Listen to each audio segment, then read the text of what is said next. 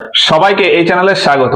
1813 খ্রিস্টাব্দে charter act বা সনদ আইন নিয়ে আমাদের আজকের এই প্রতিবেদন। ভারতে ব্রিটিশ ইস্ট ইন্ডিয়া কোম্পানির উপর ব্যবসায়িক নিয়ন্ত্রণ এবং তার প্রশাসনিক কাজকে আরো উন্নত ও আরো শক্তপোক্ত করার জন্যই 1813 খ্রিস্টাব্দে ব্রিটিশ পার্লামেন্টে এই আইনটা পাশ হয়। এই আইনের মাধ্যমেই ভারতে ব্রিটিশদের শাসন আরো এক ধাপ এগিয়ে যায়। অর্থনীতিতে একটা কথা আছে যে আমার কাছে যদি কোনো প্রোডাক্ট থাকে এবং সেই প্রোডাক্টটা যদি বিক্রি না হয় আর আমি যদি চাই যে ওই প্রোডাক্টটা বিক্রি হোক, তাহলে প্রথমে ওই প্রোডাক্টের আমাকে ডিমান্ড তৈরি করতে হবে। প্রথমে ওই প্রোডাক্টের ডিমান্ড তৈরি করে তারপর আমাকে সাপ্লাই বা সেল করতে হবে, তাহলে আমার প্রোডাক্টও সেল হবে, আমার বেশি বেশি প্রফিটও হবে। ঠিক এই রকমের প্রভিশনই এই আইনের মাধ্যমেও আনা হয়। তো এই আইনে কি কি বিষয় ছিল এবং কেন এই ডিমান্ড তৈরি করে সাপ্লাইয়ের কথা বললাম, সেগুলোই এক এক করে আসি। এই আইনে প্রথমেই বলা হয় যে ব্রিটিশ ইস্ট ইন্ডিয়া কোম্পানির ভারতে যে ট্রেড মনোপলি রয়েছে সেটাকে সমাপ্ত করে দেওয়া হলো। এর আগে 1793 সালে যে চার্টার অ্যাক্ট এসেছিল সেখানে বলাই ছিল যে এই ব্রিটিশ ইস্ট ইন্ডিয়া কোম্পানির মনোপলি আগামী 20 বছরের জন্য থাকবে, তারপর সেই মনোপলিটা এন্ড হয়ে যাবে। তো সেই হিসাবে 1813 খ্রিস্টাব্দের যে সনদ আইন, এই আইনে বলা হয় ব্রিটিশ ইস্ট ইন্ডিয়া কোম্পানির ট্রেড মনোপলি সমাপ্ত হয়ে গেল। তবে দুটো জায়গাতে এদের ট্রেড মনোপলি এখনো থেকে যায়। সেটা হলো যে ভারত থেকে অন্য বিভিন্ন দেশে চায়ের যে ব্যবসা, British east India company Bharat থেকে চা নিয়ে অন্যান্য বিভিন্ন দেশে যে এক্সপোর্ট করতো, সেই ব্যবসাটা ভারত থেকে শুধুমাত্র ব্রিটিশ ইস্ট ইন্ডিয়া কোম্পানির থাকবে, এই রকমটাও এই আইনে বলা হয়। আর আরো একটা বিষয় বলা হয় যে ব্রিটিশ ইস্ট ইন্ডিয়া কোম্পানি আগে যেমন ভারত, তার সাথে সাথে চায়নার সাথেও বিজনেস করতো। চায়নাতেও এই ব্রিটিশ ইস্ট ইন্ডিয়া কোম্পানির মনোপলি ছিল, মানে একচেটিয়া ব্যবসার অধিকার ছিল। ব্রিটিশ পার্লামেন্টে এই আইনে বলা হয় যে চায়নার ক্ষেত্রে ওই ট্রেড মনোপলিটা ব্রিটিশ ইস্ট ইন্ডিয়া কোম্পানিরই থাকবে, শুধুমাত্র ভারতেই অন্যান্য বিভিন্ন দেশের কোম্পানি বা ব্রিটেনের অন্যান্য বিভিন্ন কোম্পানি চলে আসতে পারে। ব্রিটেনে তখন প্রচুর কোম্পানি ছিল, তাদের ভেতর ব্রিটিশ ইস্ট ইন্ডিয়া কোম্পানি একটা। তো সেই একটা কোম্পানি শুধুমাত্র ভারতে ব্যবসা বাণিজ্য করতো।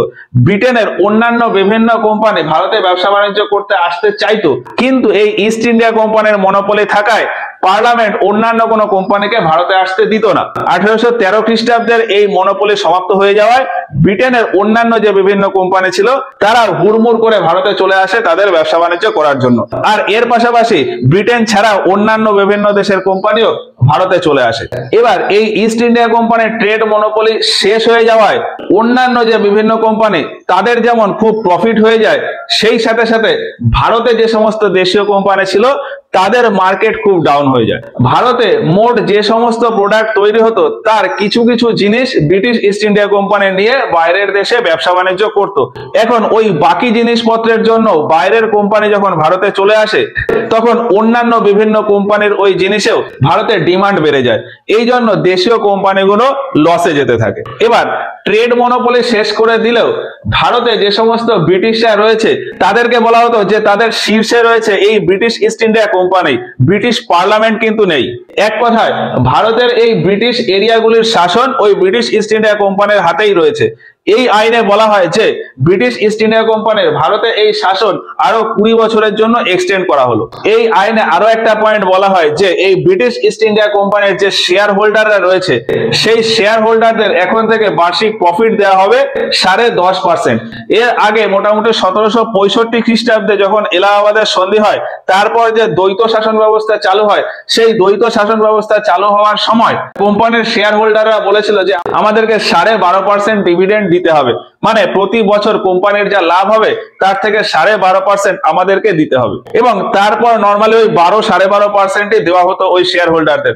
কিন্তু এই 1813 খ্রিস্টাব্দের সনদ আইনে বলা হয় যে কোম্পানির বছরে যা লাভ হবে তার থেকে 10.5% ওই শেয়ার হোল্ডারদের দেওয়া হবে। এবার কোম্পানি ভারতে শুধুমাত্র ব্যবসা বাণিজ্য করছে তা তো নয়, কোম্পানি ব্যবসার সাথে সাথে ভারতে প্রশাসনিক ব্যবস্থাও চালাচ্ছে। ফলে ব্যবসার থেকে তাদের তো লাভ হচ্ছে, প্লাস প্রশাসনিক বিভিন্ন জায়গা থেকেও বিভিন্ন ইনকাম হচ্ছে।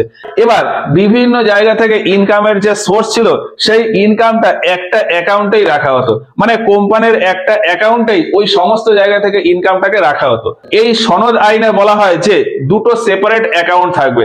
কমার্শিয়াল ট্রানজাকশনের জন্য একটা আলাদা অ্যাকাউন্ট হবে, মানে কোম্পানি তার ব্যবসায়িক কাজকর্ম করে যত টাকা ইনকাম বা খরচ হবে সেটা আলাদা হিসাব থাকবে, আলাদা অ্যাকাউন্ট থাকবে। এবং প্রশাসনিক যত কাজ, বিভিন্ন জায়গা থেকে ট্যাক্স তোলা, প্রশাসনিক কাজে খরচা করা, এই সমস্ত জিনিসের জন্য আলাদা একটা সেপারেট অ্যাকাউন্ট থাকবে। দুটো সেপারেট অ্যাকাউন্ট থাকবে, একটা কমার্শিয়াল ট্রানজাকশনের জন্য আর একটা টেরিটোরিয়াল রেভিনিউ এর জন্য। এবার ভারতে ব্যবসায়িক কাজকর্ম দেখার জন্য উপরে বসেছিল কোর্ট অফ ডাইরেক্টর, আর কোম্পানির প্রশাসনিক কাজ দেখার জন্য উপরে বসেছিল বোর্ড অফ কন্ট্রোল। অ্যাকচুয়ালি এই বোর্ড অফ কন্ট্রোলটাই পুরো ভারতটাকে শাসন করত। তবে বোর্ড অফ কন্ট্রোলের কি কি কাজ এতদিন পর্যন্ত স্পেসিফাই ছিল না। বোর্ড অফ কন্ট্রোল নিজেদের মতন করে সমস্ত কাজ করত। 1813 খ্রিস্টাব্দের এই সনদ আইনে বলা হয় যে ভারতের সমস্ত কিছুর শীর্ষে, মানে ক্ষমতার শীর্ষে রয়েছে board of control. Board of কন্ট্রোলকে আরো বেশি করে পাওয়ার বা ক্ষমতা দেওয়া হয় এবং তার কাজটাকে স্পেসিফাই করে দেওয়া হয়। বলা হয় যে বোর্ড অফ কন্ট্রোলের ঠিক কি কি কাজ রয়েছে। ব্রিটিশ পার্লামেন্ট দ্বারা বোর্ড অফ কন্ট্রোলকে কিছু স্পেসিফিক কাজ দিয়ে দেওয়া হয় যে ভারতে এই কাজই করবে শুধুমাত্র এই বোর্ড অফ কন্ট্রোল। এইবার আরেকটা বিষয় হলো যে ভারতে সব থেকে সুপ্রিম প্রেসিডেন্সি ছিল বেঙ্গল প্রেসিডেন্সি। সারা ভারত জুড়ে যত নিয়ম কানুন হোক না কেন, এই বেঙ্গল প্রেসিডেন্সির যে গভর্নর জেনারেল আছে তার কাছ থেকে পারমিশন নিয়েই বা অ্যাপ্রুভাল নিয়েই সমস্ত নিয়ম কানুন তৈরি করতে হবে। এবার পুরো ভারত জুড়ে বিভিন্ন জায়গার সিচুয়েশন বা পরিস্থিতি এক এক রকম হয়। এই জন্য ধরলাম মাদ্রাস প্রেসিডেন্সির যে গভর্নর, তিনি তার এরিয়াতে কোনো একটা নিয়ম তৈরি করতে চান, কিন্তু তিনি যখন বাংলা প্রেসিডেন্সির গভর্নর জেনারেলকে সেটা পাঠাবে, এই গভর্নর জেনারেল হয়তো সেটাতে অসম্মতি জানালো। এইরকম বিভিন্ন টাইমে এই মাদ্রাস প্রেসিডেন্সির গভর্নর, বোম্বে প্রেসিডেন্সির গভর্নরের ক্ষেত্রে হয়েছে। এই জন্যই তারা ব্রিটিশ পার্লামেন্টে বিভিন্ন সময় বিভিন্ন রিপোর্ট করেছেন যে বেঙ্গল প্রেসিডেন্সির যে গভর্নর জেনারেল তিনি আমাদেরকে ঠিকঠাক মতো কাজ করতে দেন না। এখন এই সমস্যার সমাধানের জন্য এই সনদ আইনে বলা হয় যে মাদ্রাস, কলকাতা বা বোম্বে যে কোনো প্রেসিডেন্সিতে যদি কোনো ডিসিশন নিতে হয়, বড় কোনো ভাইটাল ডিসিশন নিতে হয়, তাহলে এখান থেকে আর ডিসিশন নিলে হবে না। এই তিনটে কাউন্সিলের যে ম্যাটার সেটা ব্রিটিশ পার্লামেন্টে আলোচনা হবে। ভারতের কোনো প্রেসিডেন্সির গভর্নর বা কাউন্সিল যদি কোনো ভাইটাল কাজ করতে যায়, সেটাকে নিজেরা ডিসিশন নিলে হবে না, সেই বিষয়টাকে ব্রিটিশ পার্লামেন্টে পাঠাতে হবে।